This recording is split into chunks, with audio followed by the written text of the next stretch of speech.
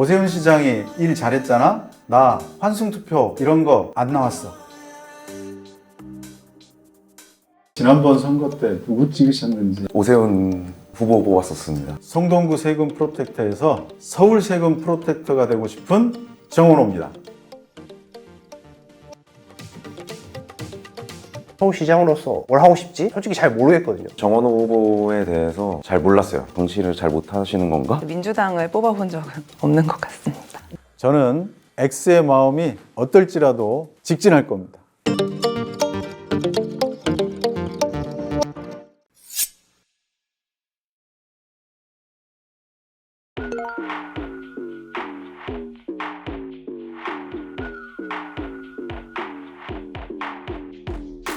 성동구 세금 프로텍터에서 서울 세금 프로텍터가 되고 싶은 정원호입니다.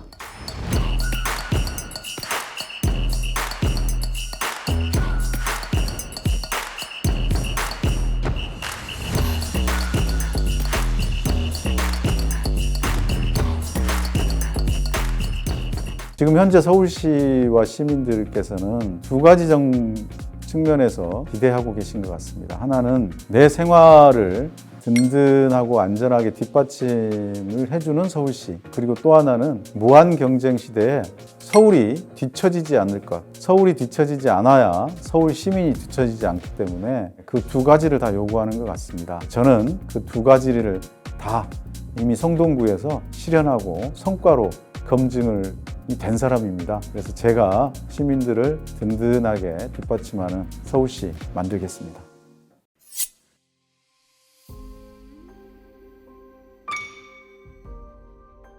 약간 흐릿한 이미지를 가지고 있다. 이 사람이 서울시장으로서 뭘 하고 싶지?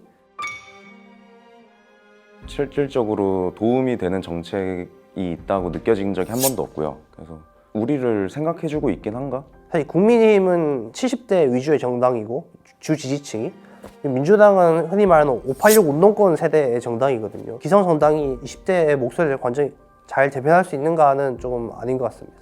워킹맘으로 봤을 때는 사실 정원호 후보나 오세훈 후보나 크게 차이가 없다고 많이 느껴요.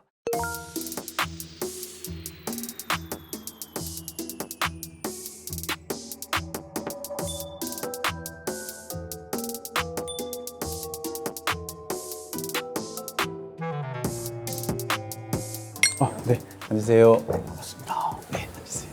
안녕하세요. 지금 상경 이제 4년 차인 경희대학교 정치외교학과 4학년 재학 중인 정치덕후 김준영입니다. 덕질을 한다고 하잖아요. 세계관 덕질을 하듯이 취미처럼 정치 뉴스나 유튜브에 나오는 뭐 시사 평론 프로그램도 좀 보고, 어느 지역구에 어느 정치인들이 있는지 찾아보고, 대학교 이제 1학년 때 지방선거가 있었는데요. 국민의힘에서 지방선거 캠프를 시작했고 24년에 제가 속했던 국민의힘이 참패를 했거든요, 총선에서. 그 이후로 이대로 가다가 안 되겠구나 해서 탈당을 했었습니다. 4.5점에서 한 5점 그 사이 어딘가 좀 애매한 상황인데, 제가 사실 정치 덕후이기 때문에 정치인 정원으로 생각해 보았을 때 어떤 사람인지 아직 잘 모르겠어요. 저는 비록 정치 고관여층에도 불구하고 사실 지난 지방선거가 민주당이 굉장히 참패했던 선거고, 특히 서울에서도 굉장히 참패를 했는데, 그런데 성동구에서 이제 정원호 당시 구청장이 3선에 성공을 했거든요. 본인이 이제 성동구청장으로서 역량은 알겠는데, 이제 서울시장으로서, 왜냐하면 서울시장은 차기 대권 주자라고 불리는 사람이잖아요. 중량감이 있는 정치인으로서의 정원호 누군가 했을 때 저는 솔직히 잘 모르겠거든요. 조금 원론적이거나 추상적인 얘기 말고 짧고 키워드 중심으로 정원호라는 정치인이 어떤 사람인지, 그리고 정원호가 만들어 나간 서울시장이 어떤 것인지 조금 말씀해 주실 수 있어요? 네, 저는 이 사회가 건강하고 오랫동안 지속되려면 균형 잡힌 시각이 필요하다. 치우치지 않고 실용, 그리고 성과를 내는 그런 행정을 했고, 제 철학도 마찬가지입니다. 두 번째 질문은, 제가 좀 정치적으로 보수적인 시각을 가지고 있고, 비록 후보님께서 좀 보수적인 지역에서도 행정력으로 인정을 받으신 점에도 불구하고 약간 고민이 되는 지점은 아무래도 소속 정당인 더불어민주당인데요. 제가 20대 초반이고, 저를 포함한 20대 이제 같은 나이대 또래 사람들이 민주당에 대해서 가지는 시각이 굉장히 부정적인 시각이 좀 많아요. 민주당이 사실 노무현 대통령 때부터 해서 깨어있는 시민들의 그런 인식 혹은 정의, 인권 이런 걸 굉장히 많이 주장했고, 그런 게 본인 정당의 이미지였잖아요. 아니면 사람 사는 세상 그런 게 이미지였는데 근데 그게 일련의 사태들로부터 민주당의 그런 이미지가 굉장히 위선적이라는 걸 많은 젊은 사람들이 깨달았거든요. 특히 민주당이 굉장히 여성 인권을 본인들이 챙긴다고 했지만 사실상 민주당에서 수많은 성 관련 추문들이 발생했었고 그게 많이 이슈가 됐었기 때문에 굉장히 위선적인 그런 모습들을 많이 보여줬기 때문에 그냥 제 생각인데 본인들과 생각이 조금 다르면 무슨 내란 세력이다 혹은 극우가 됐다 이렇게 몰아가는 약간의 갈라치기 정치가 아닌가 저는 그런 생각이 들어서 그런 면에서 조금 국민의힘이 그렇게 좋아하진 않지만은 민주당에 대해서 부정적인 이미지를 가질 수밖에 없어서 이런 당 자체 때문에 망설이는 그런 것들은 어떻게 생각하시는지? 지금 하신 말씀은 저희한테 굉장히 아픈 대목이에요. 그리고 그게 이제 일정 부분 그렇게 비춰진 게 사실이고 그래서 우리가 좀 반성해야 되고 또 계속 극복해야 될 과제라고 생각합니다. 이런 거는 저희가 이제 실천으로 극복할 수밖에 없다. 이건 말로 되는 일은 아니다라고 생각해서 그렇게 생각하고 이재명 대통령께서 뭐 어쨌든 위기 상황에서 잘 극복해 나가고 계시고 또 저희도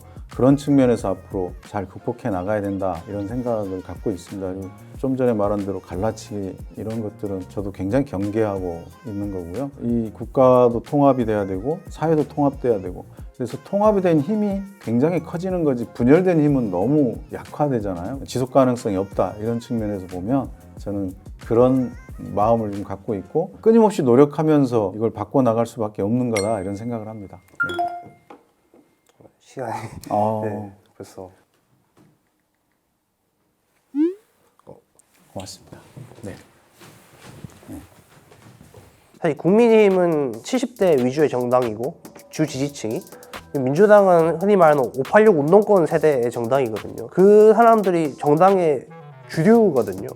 그렇기 때문에 당연히 20대, 30대 젊은 사람들의 목소리를 온전히 담아내기에는 기성정당이 20대의 목소리를 완전히 잘 대변할 수 있는가는 조금 아닌 것 같습니다. 앉으십시오. 네. 안녕하세요. 네, 반갑습니다. 네, 안녕하세요. 저는 서울에서 아이 둘 키우면서 일하면서 박사과정 병행하고 있는 커리어 욕심 많은 워킹맘 이승아라고 합니다. 저는 아이가 생기면 경력이 단절되는 케이스들을 너무 많이 봐왔고 개인적으로도 그런 부분이 굉장히 두려웠던 것 같아요. 그래서 오죽하면 아이를 계속 키우려면 대기업이나 공기업에 다니거나 아니면 라이센스가 있는 소위 말하는 사짜 직업이거나 그렇지도 않다면 뭐 인플루언서가 돼서 뭔가를 판매하는 이렇게 세 가지가 아니면 정말 아이 키우기가 힘들다 이런 이야기들 정말 많이 하고 있고 저도 정말 공감을 많이 하게 되었습니다. 제가 할 수 있는 사 중에 제일 가까운 박사를 선택했습니다. 그리고 특히 이제 아이에게 너 때문에 뭔가 포기했다는 얘기를 절대 하고 싶지 않아서 더 열심히 살아야겠다는 생각도 들었었고요. 아니, 아이 둘에 공부하고 일하고. 네. 오우, 1인 그룹 면역이에요. 어우, 대단하시네요. 네. 네, 사실 쉽지는 않은데요. 아이를 낳고 키우게 되면 경력이 단절되는 것에 대해서 좀 두려움이 되게 많았었어요. 예, 그거 그래. 굉장한 네, 상실감이고 압박이거든요. 네, 지금은 한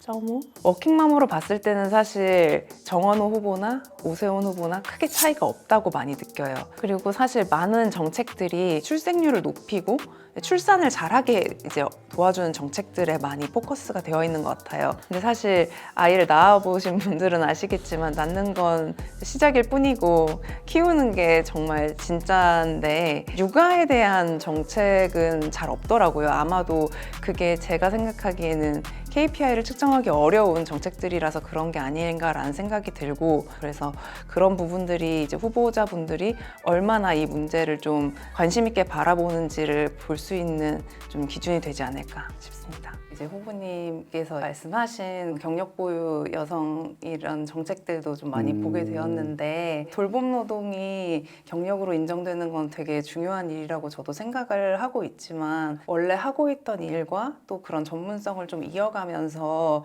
커리어를 이어가고 싶은 마음이 큰데 그래서 좀 어떻게 생각하시는지 궁금했습니다. 아니 정말 맞습니다. 이제 출산을 하고 육아를 하면서 경력이 단절됐을 경우는 경력 보유 여성 조례라고 하는 이제 법으로도 됐죠.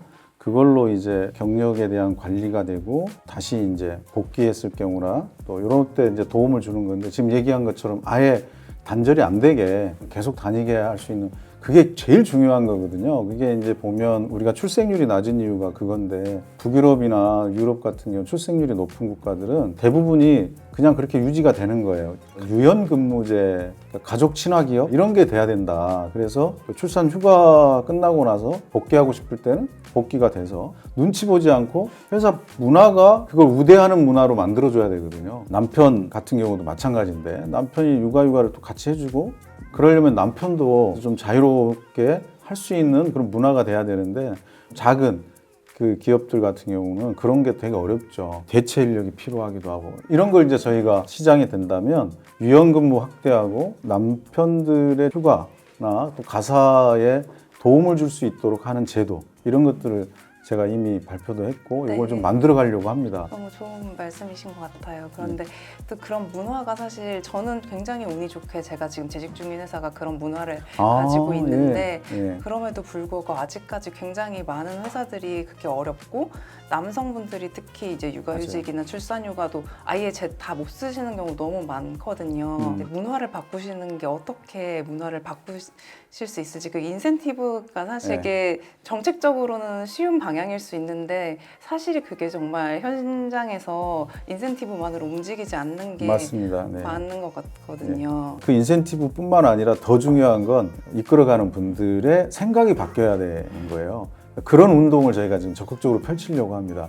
사례를 좀 보여주면서 이게 훨씬 더 노동 생산성이 좋고 회사에도 좋고 나아가서 사회에 얼마나 좋은지에 대한 캠페인으로 진행될 필요가 있고 교육 같은 것으로 진행될 필요가 있죠. 그래서 그런 부분들을 전담하는 부서를 서울시에 두고 그 부서에서는 그 장려하는 이 활동들을 하려고 합니다. 그리고 또 선거철이 되니까 부동산 정책에 대해서 굉장히 많은 관심이 있잖아요. 서울이라는 곳이 정말 내가 내 아이들을 키우고 살 수 있는 공간이라는 조금 더 저한테는 더 이제 의미 있는 도시가 되었기 때문에 서울시장 선거가 저한테 굉장히 중요한 이벤트가 되었다고 생각을 하고요. 저는 회사가 역삼동인데 아이를 키우다 보면 부동산이 그냥 자산보다는 거주하는 곳이 되다 보니까 직주 근접이 굉장히 중요해지고 또 아이를 키우기 안전한 환경인지 이런 부분이 거주를 고민하는 기준이 되거든요. 그런 부분에 있어서 좀 아이를 키우는 집, 또 신혼 부부들에게는 어떤 부동산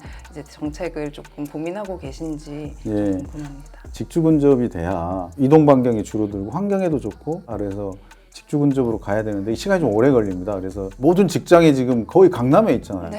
그러니까 강북에 직장들이 만들어질 수 있는 예컨대 성수동 같은 그런 업무 지구들을 만들어야 되거든요. 뭐 청량리나 왕십리나 쭉 올라가서 광운대 이제 동쪽으로 본다면 광운대, 창동 이런 데로 업무 지구를 만들면 장기적으로는 이제 집 근처에 그 직장들이 생길 가능성이 높잖아요. 그러면 그렇게 가깝게 다닐 수 있는 게 장기적 계획이고 그 다음에 교통 문제죠. 거기랑 어떻게 여기랑 연결할 건가 교통 문제가 있고 이거 좀 시간이 오래 걸려요. 근데 당장 그러면 어떻게 하느냐. 직장이 좀 멀고 그러면 집 근처에 육아하기 좋은 공간을 만들어야 됩니다. 현재로서는. 그게 이제 단기적으로 가능한 일이니까 어린이집을 많이 만드는 것 그리고 아이가 주말에 부모랑 가깝게 멀리 안 나가고 가깝게 해서 지낼 수 있는 놀이공간들. 벌써 시간이 이거 중요한 얘기인데.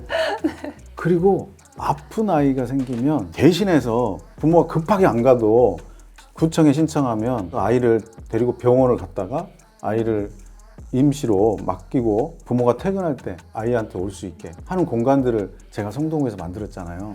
그 서울시 전역에다가 만들면 아이가 급한 일이 생겼을 때 일단은 응급하게 처리가 될 수 있는 그런 공간이 필요하다. 그런 거 말씀드립니다. 사실 좀 개인적으로 아쉬운 부분은 정책의 의도는 너무 좋은데 네. 부모 입장에서는 아이를 내가 키우고 싶은 마음이 굉장히 맞아요. 크잖아요. 네. 그래서 그런 부분에 있어서 조금 더 일을 하면서도 내가 직접 좀 아이를 더 볼 수 있는 그런 방향을 좀 더 많이 네. 좋은 말씀 감사합니다. 감사합니다. 네, 안녕하세요. 네. 반갑습니다. 네, 반갑습니다. 망원동에서 7년째 펍을 운영하고 있는 30대 자영업자 이윤근이라고 합니다. 호감도도 한 5 정도 되는 것 같아요. 1에서 10이면은 뭐 실례가 안 된다면 네. 지난번 선거 때 누구 찍으셨는지. 오세훈 후보 뽑았었습니다. 아, 그러셨군요. 예. 아유, 그렇군요. 네. 네. 그러셨군요. 뽑으신 이유가 있었을 거예요, 그죠? 솔직하게 말씀드리면 그때는 민주당이 조금 마음에 안 들었던 것 같아요. 아, 뭔가 착한 척하는 이미지? 그게 조금 불편했던 것 같아요. 그동안 대통령 선거는 박근혜, 문재인, 윤석열, 이재명 왔다 갔다 했던 것 같습니다. 정원호, 오세훈 후보 둘 다 5대5로 열려있는 상태인 것 같아요. 자영업자한테 어떻게 챙겨줄 건지에 대해서도 한번 들어보고 싶고, 제가 자영업자로서 요즘 너무 힘들어요. 월세도 오르고 최저시급도 오르고 이런 거에 대해서 도와주실 네. 방안 같은 게 있으신지 궁금합니다. 저는 지금 34살인데 오래 사귄 여자친구랑 얼마 전에 헤어졌습니다. 근데 저는 사실 집 없어도 결혼해서 잘 만들어 나가면 되는 거 아닌가라는 생각을 했었는데 그 친구는 아니었고, 돌이켜보면 집이 참 있으면 확실히 안정감 들어서 결혼도 좀 더 쉽게 할 수 있지 않을까라는 생각을 많이 했습니다. 실질적으로 도움이 되는 정책이 있다고 느껴진 적이 한 번도 없고요. 그냥 지원금 몇 번 나오는 게 다인 것 같고, 그래서 우리를 생각해주고 있긴 한가? 라고 생각이 많이 들어요. 서울의 인구가 줄고 있잖아요. 이 줄고 있는 인구를 대체할 수 있는 것들 우리가 좀 봐야 된다. 기본적으로 경제는 인구가 뒷받침이 돼야 되는데, 인구가 줄어들면 관광객을 많이 불러서 관광객이 줄어든 인구를 더 넓혀주고, 또 관광객을 많이 모을 수 있으려면 그 동네마다 매력 있는 곳을 만들어 드려야 돼요. 성수동 같이 매력 있는. 망원동은 근데 이미 좀 잘 되지 않아요? 과거의 영광인 것 아, 그래요? 네. 그러면 이제 그럴 때 성수동 같은 상권들을 만들어내면 서울 전체가 또 발전하지 않을까 싶고, 망원동도 그렇게 해서 또 관광객이 모이지 않을까 이렇게 생각합니다. 그러니까 젠트리피케이션 맛보고 싶어요.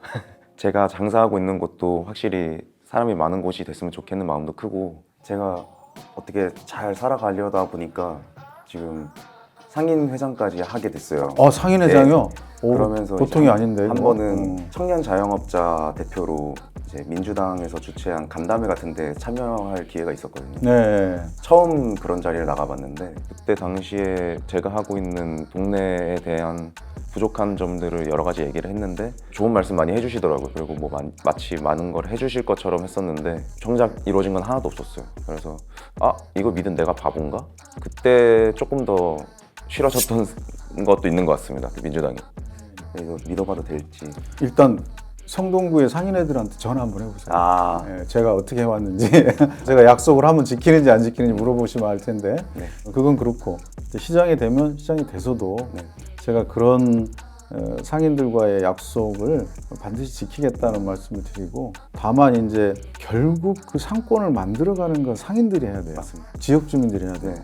저희는 도와줄 뿐이에요. 근데 그 돕는 거를 제도와 예산으로 돕겠다라는 거니까 충분히 활용해가지고 하시면 좋을 것 같습니다. 네. 끝났나 봐요, 시간이. 마지막으로 제가 확실히 도울게요. 예. 믿어도 됩니다. 알겠습니다.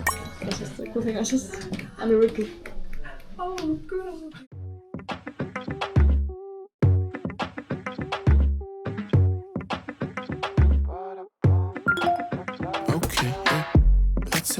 호감도도 한 5 정도 되는 것 같아요. 1에서 10이면은 현실적으로 6점 정도인 것 같아요. 일단은 대화가 된다는 거에서 플러스 1점 준 것 같고요.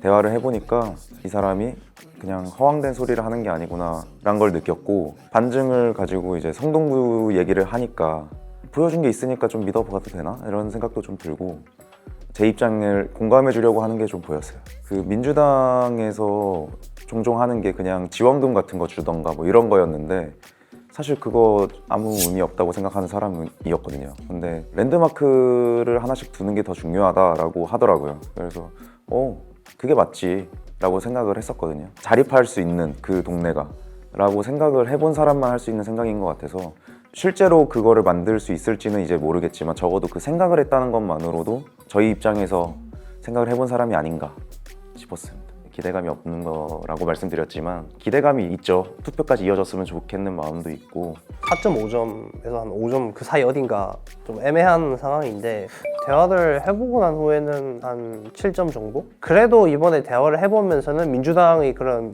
부정적인 이미지에 대해서 어느 정도 동의를 하셨고 좀 고쳐나가야 될 부분이라고 말씀을 해주셨기 때문에 그런 면에서 대화가 통할만 하구나 라고 느껴서 점수를 조금 더 드리게 되었습니다. 정원호 후보께서 행정만큼은 그것보다는 좀 실용적으로 접근하시겠다고 하는 말씀이 저는 개인적으로 좀 인상 깊었어가지고 다음에 뭐 기회가 있다면은 조금 더 편안한 자리에서 맥주라도 마시면서 그런 분위기에서 허심탄회하게 우리나라 정치가 어떻게 굴러가는지 좀 얘기를 해볼 수 있는 기회가 있다면 좋지 않을까라는 생각을 하게 되었습니다.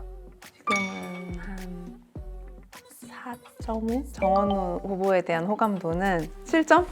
생각보다 굉장히 육아 정책이나 이런 전반적인 부분에 있어서 굉장히 핵심을 잘 짚고 계신다는 생각이 들었고 믿음이 좀 생겼습니다. 여러 육아 정책의 문제점이 사실상 지금 유연근무가 잘 작동하지 않고 있다는 점을 짚었다는 게 되게 좋았고요. 제가 가장 가지고 있던 문제의식이 출산 육아 정책에 있어서 너무 이제 지원금 위주로 이제 남발되는 부분이었는데 지금 사회에서 굉장히 바꾸기 힘든 일이지만 꼭 해야 하는 그런 문화를 바꾸는 일을 얘기를 하셨다는 점에서 좀 기대를 해볼 수 있겠다라는 생각이 들었습니다. 한 분. 네. 아, 그래요? 네.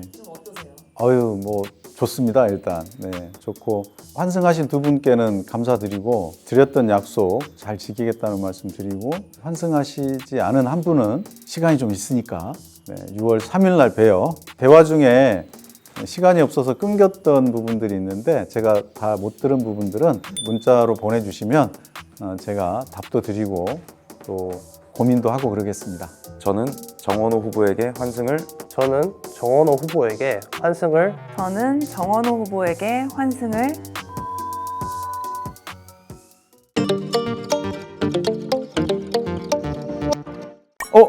이거는 전국 노래자랑 내가 필요할 땐 나를 불러줘 언제든지 달려갈게 이러고 있었던 장면이에요. 아유, 그때 한 3,000명의 구민들이 아주 그냥 대박이 났어요. 그냥 노래 잘한다고. 제 생각입니다.